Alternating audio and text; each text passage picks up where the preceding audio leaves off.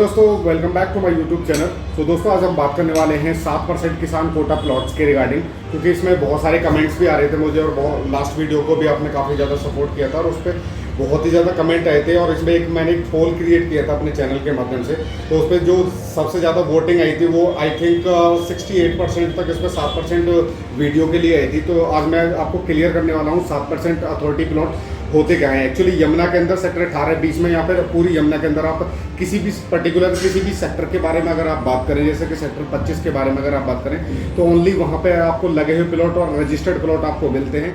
इसके अंदर आपको कहीं पर भी रजिस्टर्ड या फिर मौके पे लगा हुआ प्लॉट नहीं मिलता है। तो आज हम बात करने वाले हैं, बहुत ही इंपॉर्टेंट टॉपिक है, वीडियो को अंत तक जरूर देखें, 7% किसान कोटा प्लॉट के रिगार्डिंग। तो दोस्तों, मैं आपको जो लोग इस चैनल पर नए हैं या फिर जो लोग 7% किसान कोटा प्लॉट के बारे में नहीं जानते हैं, उनको मैं बता दूं तो 7% किसान कोटा जो प्लॉट होते हैं वो होते हैं जो यहाँ पे, जैसे कि अगर मैं मान के चलो, जैसे कि मैं मिर्ज़ापुर विलेज से बिलोंग करता हूँ, तो इनफैक्ट हमारी भी यहाँ पे ज़मीन गई हुई थी।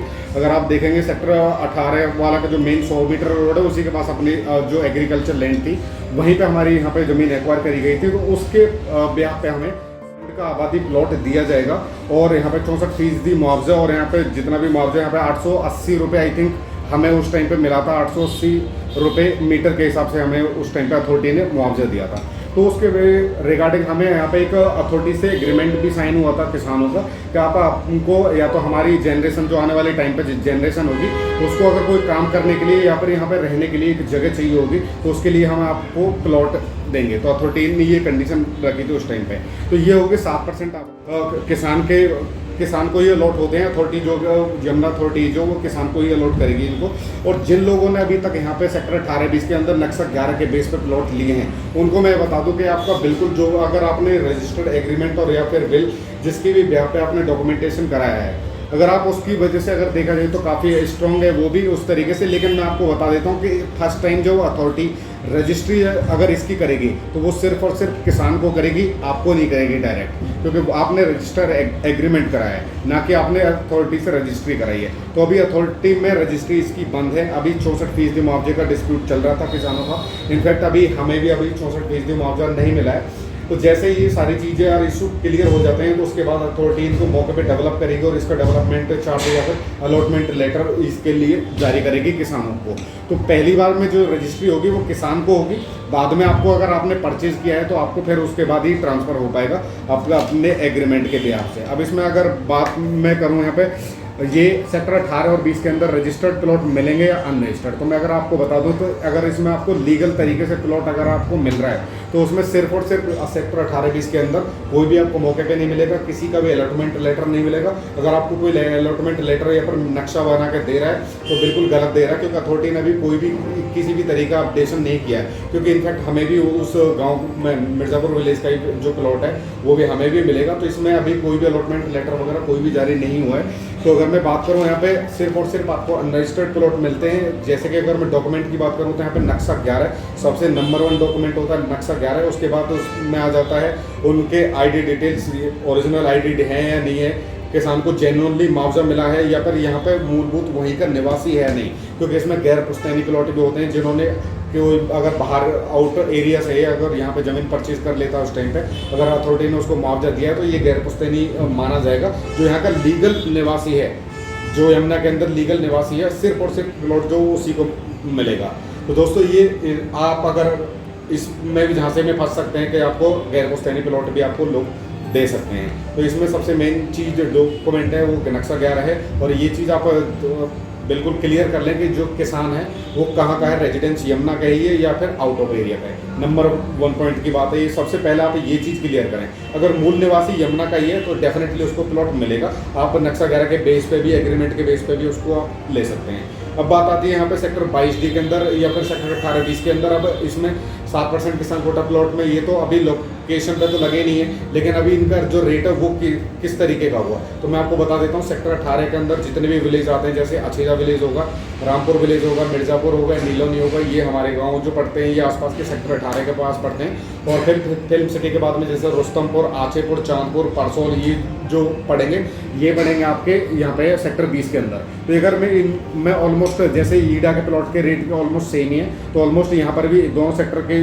जो किसान कोटा प्लॉट है वो बिल्कुल सेम ही रेट है। जैसे कि अगर मैं आप बात करूँ यहाँ पे जो जेन्युइन प्लॉट है वो आपको मिनिमम 15,000 रुपये मीटर के हिसाब से स्टार्टिंग आपको मिल जाएगा, जो कि या तो किसान से मिल सकता है या बिल्कुल किलोजेट से मिल सकता है।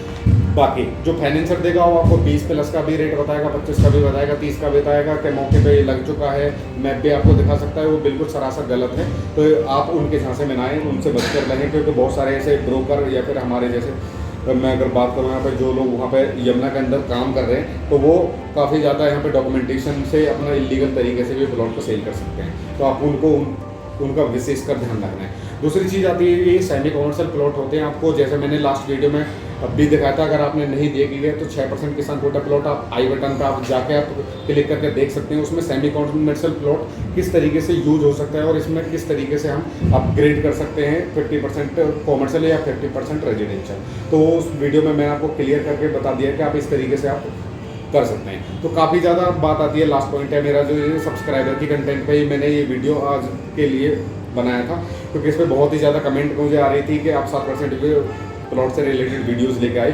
तो दोस्तों अगर आप कोई भी इन्वेस्टमेंट करना चाहते हैं ईडा के अंदर या है आप 7% प्लॉट में करें या फिर सेक्टर 18-20 के यमुना अथॉरिटी प्लॉट में करें, तो आप डेफिनेटली एक बहुत ही क्लियर तरीके से उनका पूरा डॉक्यूमेंटेशन, लीगल डॉक्यूमेंटेशन क्या है, आपको सिर्फ नक्शा 11 7% में नक्शा 11 लिस्ट जो कि अथॉरिटी ने जारी कर रही है कुछ लिमिटेड प्लॉटों की, बाकी इसके अलावा और कोई डॉक्यूमेंट जो वो बिल्कुल लीगल नहीं है, अदरवाइज अगर आपको कोई दे रहा है तो बिल्कुल सरासर गलत दे रहा है। तो इस चीज़ का खासकर ध्यान रखें। बाकी ये सेमी कॉमर्शियल प्लॉट होते हैं, आप इसमें मिक्स यूज़ कर सकते हैं। जिस तरीके से आप जैसे ग्राउंड फ्लोर पर अपना कोई भी कॉमर्शियल में यूज़ करके अपना कोई भी आउटलेट खोल सकते हैं या फिर शॉप वगैरह खोल सकते हैं। तो आप इस तरीके से इनको दोनों पर्पज से आप यूज़ कर सकते हैं और एक अच्छी खासी रेंटल इनकम आप यहाँ पे जनरेट कर सकते हैं। अगर आपको लाइव एग्जांपल यहाँ पे मौके पे लगे हुए ये प्लॉट देख रहे हैं तो आप या तो सेक्टर 25 जाना पड़ेगा यमुना के अंदर, अदरवाइज आपको किसान कोटा अगर आप 6% प्लॉट देखेंगे तो वो रजिस्टर्ड भी आज की डेट में, अगर आप उनमें इन्वेस्टमेंट करना चाहेंगे तो आज की डेट में रजिस्टर्ड प्लॉट की जो वैल्यू है वो 45,000 रुपये मीटर के हिसाब से है। तो आप देख लीजिए आज अनरजिस्टर्ड है तो आपको इतने रीजनेबल प्राइस में मिल रहा है। अगर यही चीज़ अगर रजिस्टर्ड हो जाएगी और जब ये मौके पे लग जाएगी तो इनका रेट जो वो कम से कम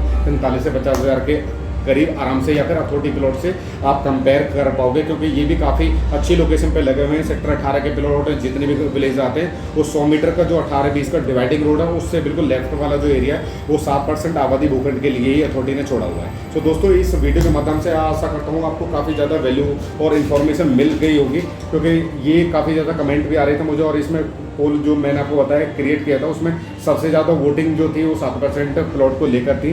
तो आज की वीडियो में बस मैं इतना ही कहना चाहूँगा कि 7% प्लॉट में अगर आप परचेज करना चाहते हैं तो आपको बिल्कुल प्रॉपर लीगल तरीके से फिर या फिर पर्सनली अगर जैसे कि मैं अगर अपने किसी विलेज के गाँव के किसान को जानता हूँ तो ही मैं उनका प्लॉट अगर सेल कर रहा हूँ तो वो डेफिनेटली आप ले सकते हैं, क्योंकि इसमें बस डिपेंड करेगा किसान की ईमानदारी के ऊपर। क्योंकि कहीं ना कहीं अगर अथॉरिटी जब उसको रजिस्ट्री करेगी हो सकता है 1% अगर मैं मान के चलो, क्योंकि बहुत सारे केस ऐसे आ जाते हैं जो कि लो कैटेगरी के, मैंने आपको काफ़ी वीडियो में भी बताया कि लो कैटेगरी के किसान जो होते हैं उनमें आप ये चीज़ देखने को मिल सकती है आपको कि बाद में रजिस्ट्री के टाइम पे वो मुकर सकते हैं। बाकी डेफिनेटली आप इसको परचेज कर सकते हैं, क्योंकि इसमें कोई रिस्क वाली बात नहीं है। जो जेन्युइन किसान है वो डेफिनेटली आपको रजिस्ट्री करेगा ही करेगा। तो दोस्तों उम्मीद करता हूँ आपको काफ़ी ज़्यादा इन्फॉर्मेशन इस वीडियो के माध्यम से 7% किसान कोटा के बारे में मिल गई होगी, आशा करता हूँ। और अपने भाई को यार इसी तरीके से सपोर्ट करें। आखिर में देखा जाए तो काफ़ी ज़्यादा वीडियो मैंने लास्ट कंटेंट पे इसमें काफ़ी ज़्यादा मनीष जी के पे क्वेश्चन भी आए थे मुझे और अपग्रेड रीडिंग किया है, तो उस चीज़ का भी मैं क्लियर कर देता हूँ। जो यहाँ पे 100 रुपये का स्टैंप ड्यूटी के लिए जो उन्होंने बताया था